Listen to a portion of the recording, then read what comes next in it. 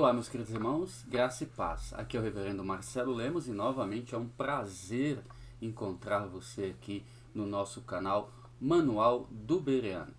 E desde o início eu quero convidar você a se inscrever no nosso canal, a deixar o seu gostei, a acionar o sininho. Toda vez que você faz isso, você ajuda o nosso canal a crescer e a ser melhor divulgado nas redes sociais e pela própria plataforma do YouTube.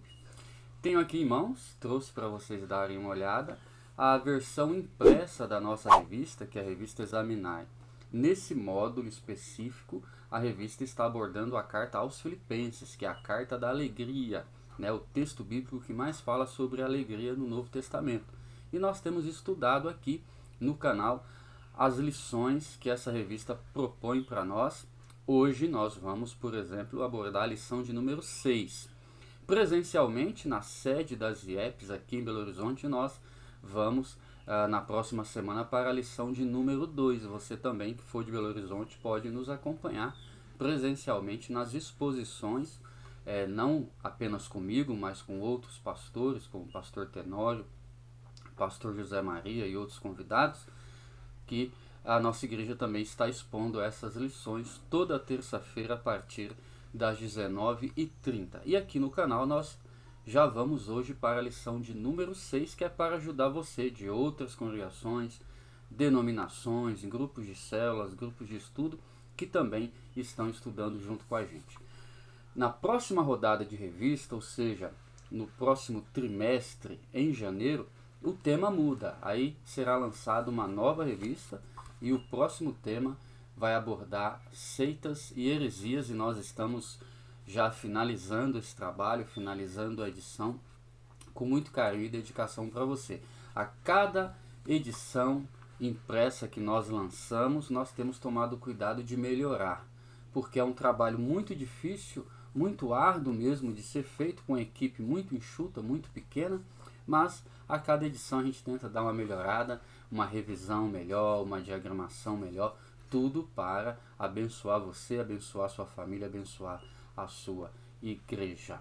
E de novo, se inscreva no canal, dê o seu joinha, dê o seu like, compartilhe esse conteúdo. A sua participação é fundamental para o crescimento desse projeto. Na lição de número 6, o tema apresentado para a gente é fidelidade no serviço cristão.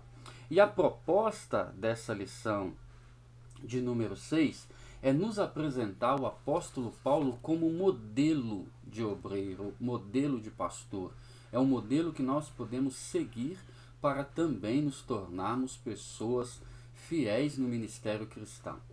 Pessoas que cumprem com fidelidade aquela vocação para a qual o Senhor nos chamou. Deus, ele chama para a sua igreja não só pastores, não só presbíteros, diáconos, diaconisas. Existem várias funções, vários serviços, vários dons, vários talentos que são necessários e muito úteis para a vida da igreja, e cada um de nós recebe a sua porção, recebe as suas minas para trabalhar, e é muito importante que a gente faça isso com fidelidade, com amor e com dedicação. O próprio Senhor Jesus Cristo nos conta uma parábola na qual ele fala dos servos bons e dos servos maus. Teve aquele servo, por exemplo, que com medo de não prestar um bom serviço, acabou enterrando, escondendo o talento, a mina que recebeu do Senhor, mas quando o Senhor volta e presta conta, não vai elogiar esse servo pelo seu zelo extremado, cuidadoso de ter escondido para ninguém roubar, não. Ele fala, você podia pelo menos ter emprestado essa moeda que eu te dei, para que agora, ao retornar, eu pudesse pelo menos recolher algum juro, já que você não tinha capacidade de trabalhar, você não se achou na capacidade de trabalhar, o que, aliás, já é uma afronta ao Senhor, porque se Ele confiou um talento, um dom, é porque Ele sabe que você pode. Então, apesar disso, se você tivesse pelo menos investido nas mãos de outra pessoa, para que outra pessoa trabalhasse, eu poderia recolher os juros. E essa parábola nos ensina muito sobre essa necessidade de servir a Deus com fidelidade, com dedicação, de usar os nossos dons e talentos para o melhor da obra do Senhor Jesus Cristo. E nesta lição nós vamos ver o apóstolo Paulo como modelo, um modelo de obreiro que se dedicava, independente das circunstâncias, ao bem da obra, ao bem das suas congregações, ao bem das igrejas que ele pastoreava. No caso aqui, estamos falando do contexto da carta aos Filipenses.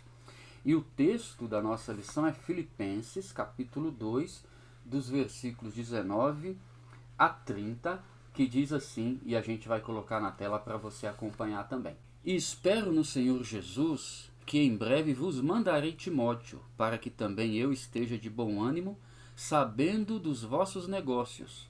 Porque a ninguém tenho de igual sentimento que sinceramente cuide do vosso estado. Porque todos buscam o que é seu e não o que é de Cristo Jesus. Mas bem sabeis qual a sua experiência e que serviu comigo no Evangelho, como filho ao Pai. De sorte que espero vou-lo enviar logo que tenha provido a meus negócios. Mas confio no Senhor que também eu mesmo em breve irei ter convosco. Julguei, contudo, necessário mandar-vos Epafrodito, meu irmão e cooperador e companheiro nos combates, e vosso enviado para prover as minhas necessidades. Porquanto tinha muita saudade de vós todos, e estava muito angustiado de que tivesseis ouvido que ele estivera doente. E de fato esteve doente, e quase à morte. Mas Deus se apiedou dele, e não somente dele, mas também de mim, para que eu não tivesse tristeza sobre tristeza.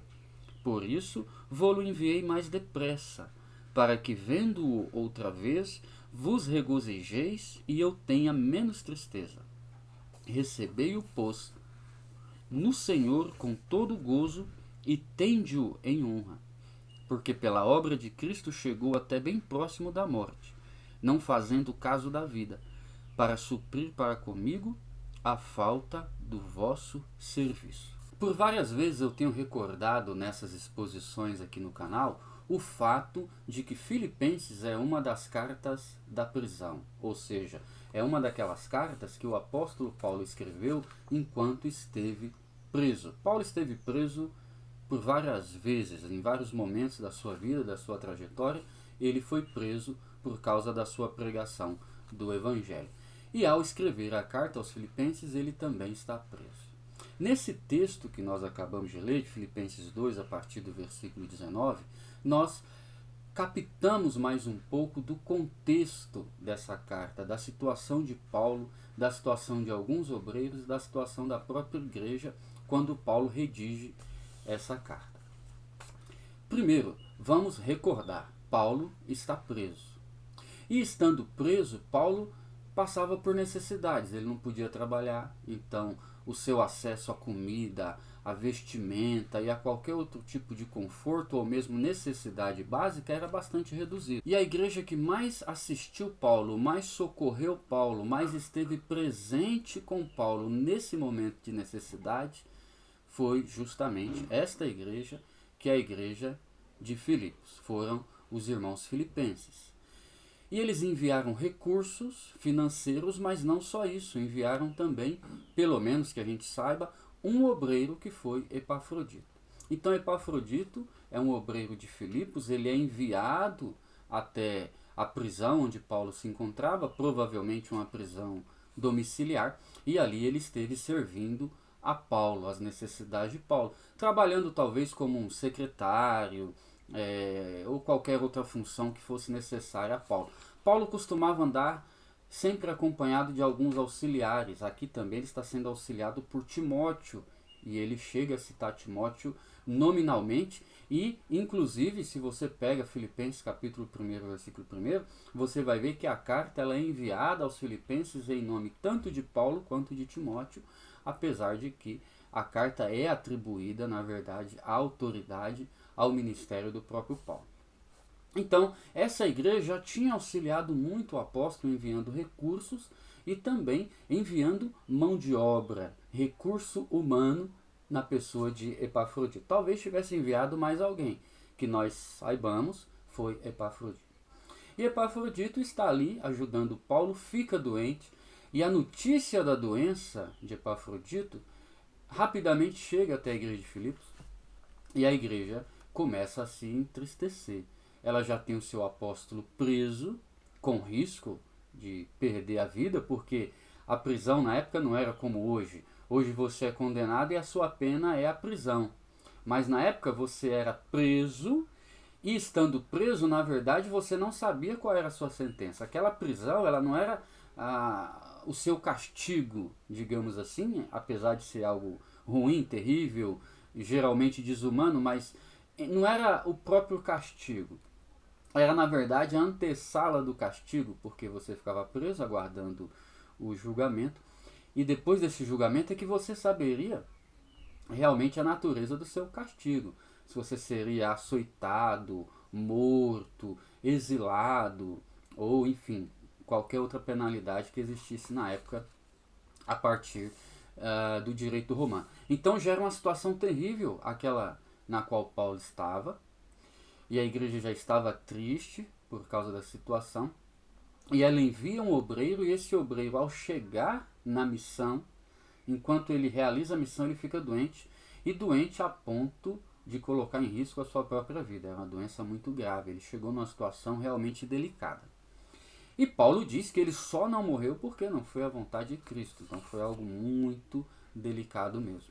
Então Paulo, que não podia dar assistência pessoal para essa igreja, ele resolve enviar obreiros. E através desses obreiros ele estaria consolando essas igrejas, pastoreando essas igrejas e também se colocando a par das necessidades que essas igrejas estavam enfrentando. Então veja que mesmo ele estando impedido de pessoalmente pastorear essas igrejas, ele estava preocupado com o seu ministério. Ele não abandonou o seu ministério.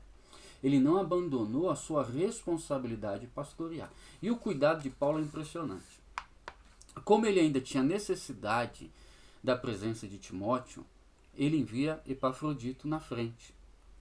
Então, ele envia esse obreiro como uma forma de agradecer aos filipenses pela própria presença desse obreiro, que é Epafrodito, e também para consolar e para dar a essa igreja a certeza de que Epafrodito estava bem. Então ele diz, para que vocês não fiquem mais tristes, desolados, desesperados, eu estou enviando de volta o irmão que vocês me deram, e assim também eu vou ficar mais tranquilo, vou ficar mais satisfeito, mais calmo, mais consolado, em saber que vocês estão felizes, em saber que vocês foram tranquilizados. Então, olha que interessante, é Epafrodito que leva essa carta que o apóstolo Paulo escreveu. Então, só por compreender esse telos, né, esse propósito do texto que nós acabamos de ler, o que Paulo está falando aqui, você já observa o grande compromisso, a grande dedicação do apóstolo Paulo com o ministério que ele exercia. E é justamente sobre isso que a lição de número 6 está tratando. É a fidelidade no serviço cristão. E a lição traz para nós o apóstolo Paulo como o exemplo maravilhoso do que é ser um obreiro fiel. Então, primeiro a gente pode falar exatamente disso, que Paulo é um exemplo de liderança cristã fiel. Primeiro, porque a carta aos Filipenses nos mostra o compromisso de Paulo com o pastorado. Ele está preso, ele está encarcerado. De certo modo, ele não está apto a cuidar de si. Ele está na mão do Estado. Ele está sob a tutela do Estado. É outra pessoa que decide até onde ele vai, quem ele recebe, com quem que ele conversa. Dependendo da prisão, era outra pessoa que decidia até a hora que ele acordava, que ele tinha que dormir, que ele tinha que apagar a vela, a luz, a hora dele comer, a hora dele usar o banheiro. Então, de muitas formas, ele não estava apto a cuidar de si mesmo. Mas nessa situação tão delicada, nessa situação tão degradante para Paulo, lembrando que ele está preso inocente, mas apesar de encarcerado, Paulo mantém vivo o seu interesse pela saúde espiritual dessa igreja. Então ele pretende enviar um obreiro que ele havia preparado, que é Timóteo, para que pastoreasse aquela igreja, cuidasse daquela igreja, ou deixasse informado a respeito das necessidades daquela igreja. E antes de fazer isso, antes de poder fazer isso, porque ele ainda precisa da presença de Timóteo na prisão onde estava, ele envia Epafrodito, como uma forma de agradecer a essa igreja pela ajuda que ele havia recebido e também para consolar essa igreja. Paulo poderia ter falado, não, eu preciso de Epafrodito mais do que vocês, e de fato ele precisava mais. Mas ele vê a tristeza dessa igreja, ele vê como eles estavam aflitos, entristecidos, então ele fala, não, a necessidade deles vem antes da minha. Olha o coração de pastor que Paulo tem.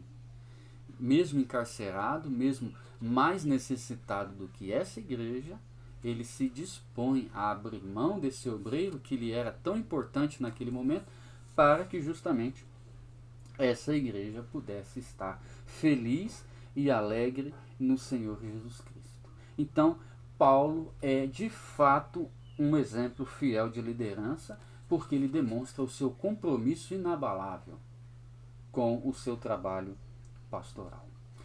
Um outro exemplo de Paulo aqui que nos mostra como ele era uma liderança fiel na igreja é o próprio trabalho de Paulo nessa formação e mentoria de novos obreiros. Observe que Paulo está impedido de ir até a igreja, mas ele tem obreiros preparados que podem substituí-lo nesse trabalho, que podem representá-lo nesse trabalho. E como é que Paulo tem essas pessoas à sua disposição? Essas pessoas apareceram no Império Romano, olha, eu conheço, viu, o que você prega, e eu estou habilitado, estou capacitado a te substituir, a te representar. Obviamente que não foi isso que aconteceu. Paulo tem esses obreiros porque ele preparava novas lideranças, ele preparava novos obreiros. Então ele discipulava, ele mentorava jovens ou pessoas de mais idade também, não tem restrição quanto a isso. E ele então tinha um staff, ele tinha um time que poderia auxiliá-lo em outras igrejas.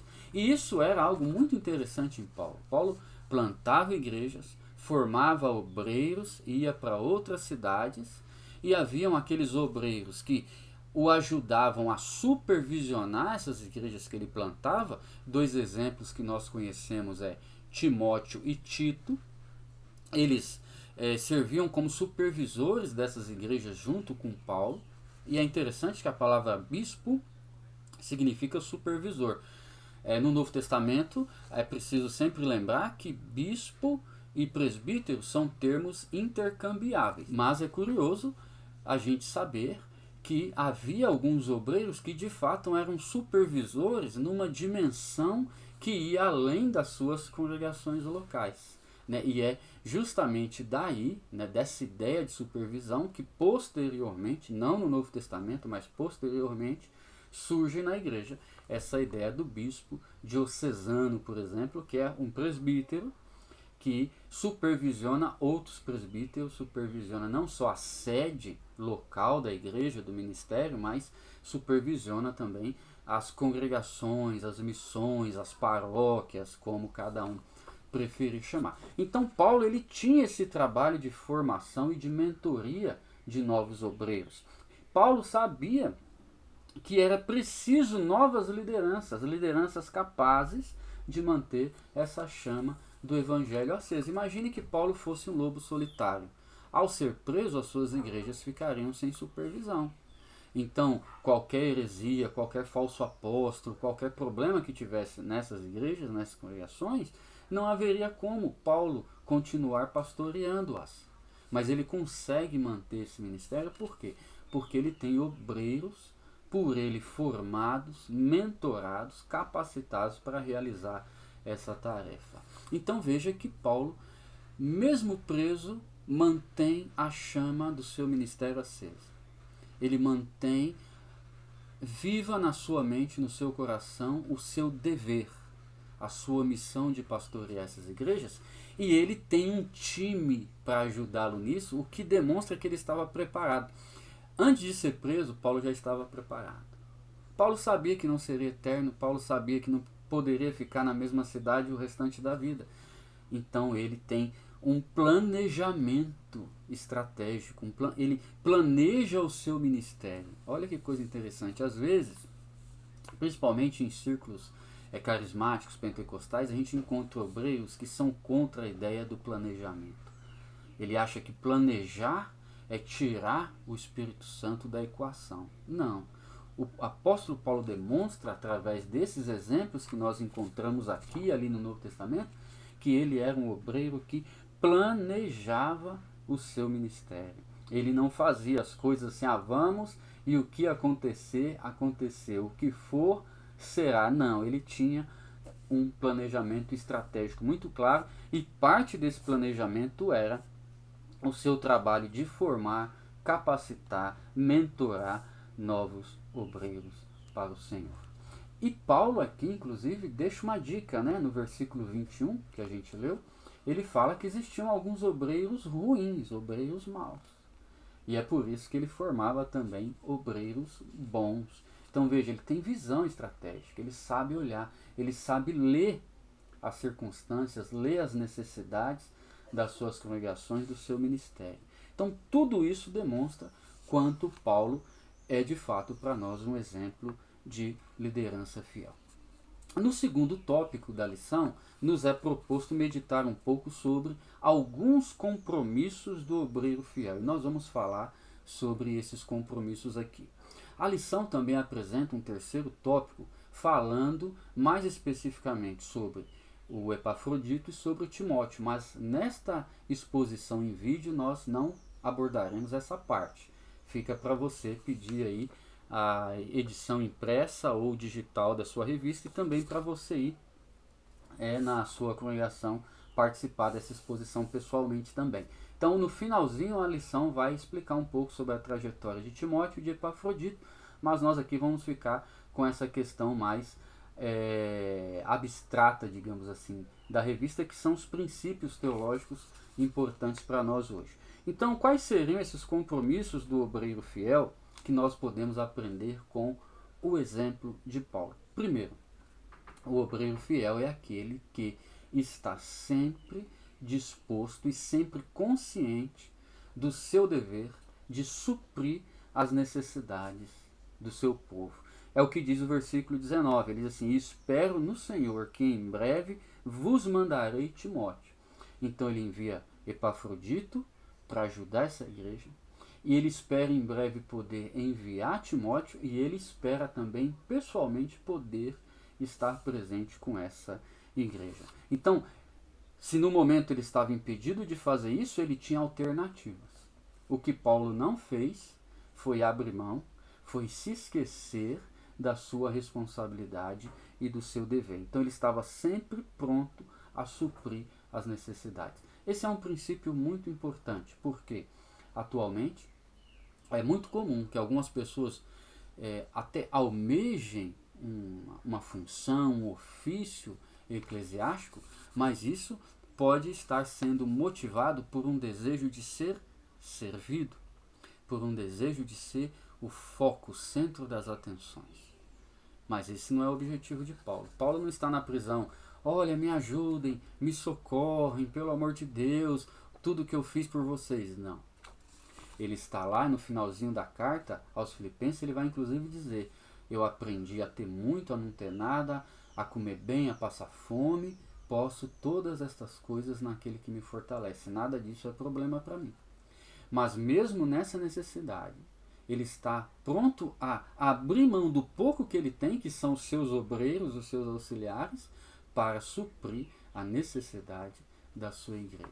Então não era para servir a si mesmo, mas para servir aos outros, mesmo quando ele estava precisando que outras pessoas suprissem as suas necessidades. Esse é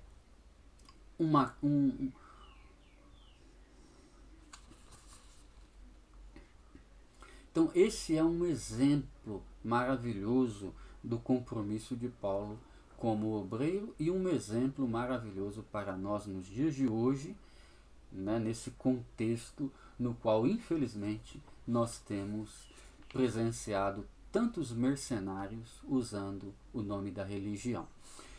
Uma segunda característica de Paulo que mostra para nós qual é o compromisso do obreiro, ou quais são os compromissos do obreiro, é a sua disposição e a sua iniciativa de se inteirar das necessidades da sua congregação.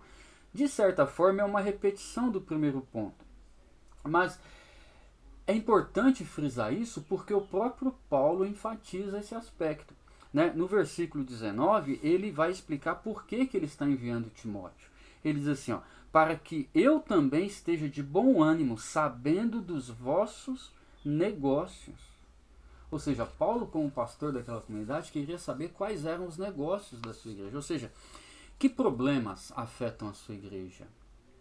Problemas pastorais, morais, sociais, intelectuais. Qual é o problema que afeta a sua comunidade? Você que é um obreiro, você que é um pregador, por exemplo, você que é um evangelista, um líder de departamento, você sabe quais são os problemas que afetam a sua comunidade? Quais são os problemas que afetam o seu adolescente? Esse adolescente que às vezes a gente coloca regra, faz isso, faz isso, faz isso, faz isso, faz isso, não faz isso, não faz isso, não faz isso, não faz isso. Amém. O cristianismo envolve compromisso, envolve muitas responsabilidades, inclusive.